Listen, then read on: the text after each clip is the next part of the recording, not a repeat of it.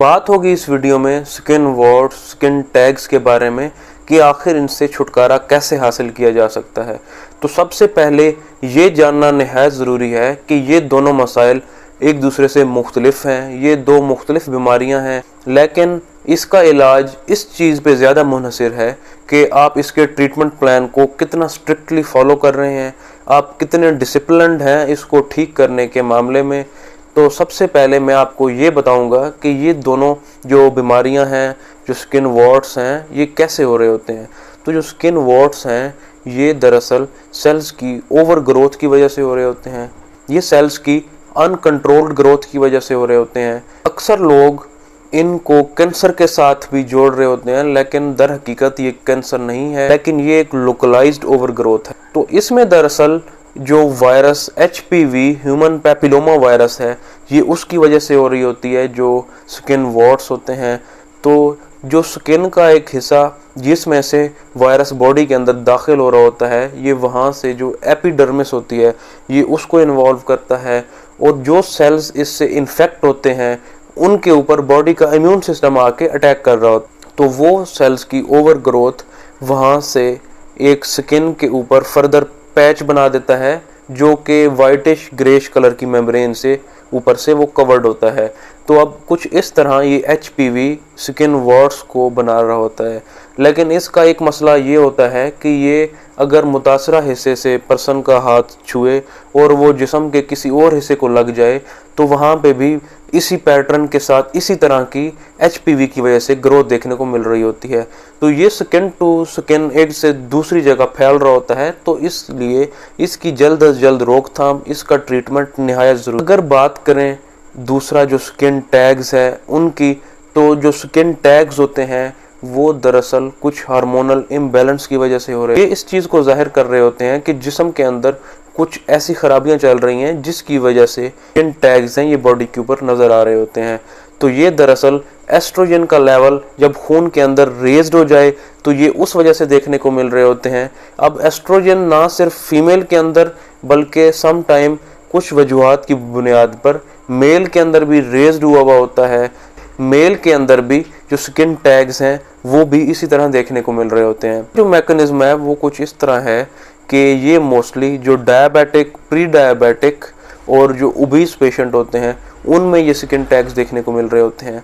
उसकी वजूहात कुछ ये है कि जब ऐसे पर्सन जो या तो फास्ट फूड का उनका इंटेक ज़्यादा है या uncontrolled unchecked increase of caloric intake उन पर्सनस के अंदर है, तो उस कंडीशन में ब्लड के अंदर ग्लूकोज का लेवल हर वक्त रेज्ड रहता है। तो इस कंडीशन में इंसुलिन इंडेक्स रेज्ड हो जाता है। तो इंसुलिन की कोशिश ये होती है कि जो ब्लड खून के अंदर जो ज़्यादा ग्लूकोज होता है वो उसको सेल के अंदर ट्रांसफ़र करे, लेकिन एक वक्त ऐसा आता है कि जो सेल्स होते हैं वो इनसेंसिटिव टू इंसुलिन हो जाते हैं, या दूसरे अल्फाज में हम ये कह सकते हैं कि सेल्स के अंदर इतना ग्लूकोज जा चुका होता है कि जो हमारी रोज़मर्रा का काम करने के लिए जिस्म को एनर्जी चाहिए है तो वो उन सेल्स के लिए पूरी होती है।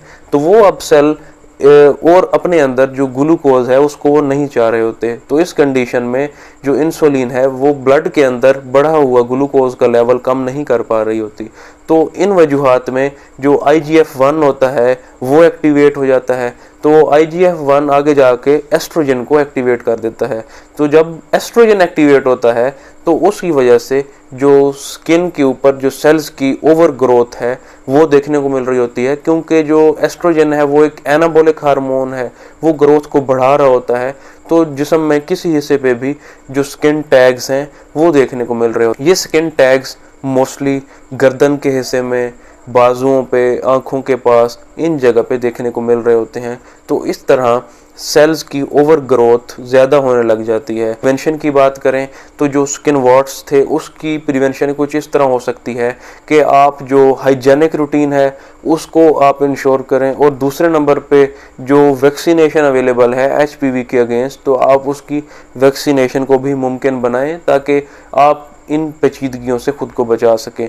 और जहाँ तक प्रिवेंशन की बात है स्किन टैग्स की, तो उसमें यही कहा जा सकता है कि आप कैलोरीज इनटेक को कम करें, आप फिजिकल एक्टिविटी को बढ़ाएं ताकि जो बढ़ा हुआ ग्लूकोज का लेवल है वो कम हो सके और जो इंसुलिन इंडेक्स रेज्ड हो रहा था वो भी आप जो बॉर्डर लाइन लेवल है वहां तक चला जाए। करें अगर इनके इलाज की, तो अगर टॉपिकल सोल्यूशन में जाएं तो उसमें आपने कुछ इस तरह करना है कि पायोडीन के कुछ ड्रॉप्स लेने हैं, उसके अंदर जो गार्लिक है वो आपने मैश करके उसके अंदर ऐड कर लेना है। अब इन दोनों का काम यही होता है कि जो स्किन की ओवर ग्रोथ वाले एरियाज पे अगर इनको लगाया जाए तो ये वहाँ पे सेल्स की श्रिंकेज कर देते हैं और ये बात ऑलरेडी प्रूवन है।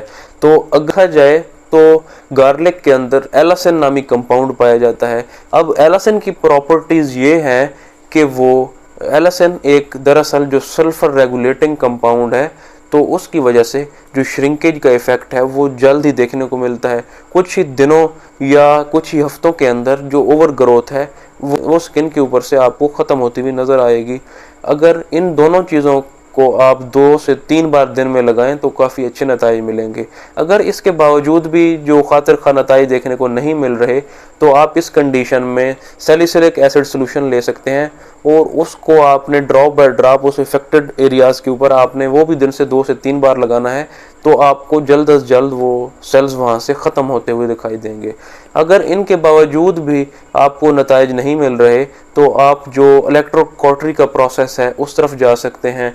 वो अफेक्टेड एरियाज़ के ऊपर से कॉटरी की वजह से जो स्किन के ऊपर जो सेल्स की ओवर ग्रोथ थी, जो कॉटरी के नताइज की वजह से जो ओवर ग्रोथ सेल्स थी वो वहाँ से डेड हो जाएंगे, किल होके वहाँ से वो गिर जाएंगे। इसके अलावा आप सर्जिकल एक्ससिजन भी करवा सकते हैं। अगर जो स्किन टैग्स हैं, स्किन वॉर्ट्स हैं, वो इन सारे प्रोसेस से अगर वो रेजिस्टेंट हैं तो जो सर्जिकल एक्ससिजन का ऑप्शन है वो एक बेस्ट ऑप्शन है।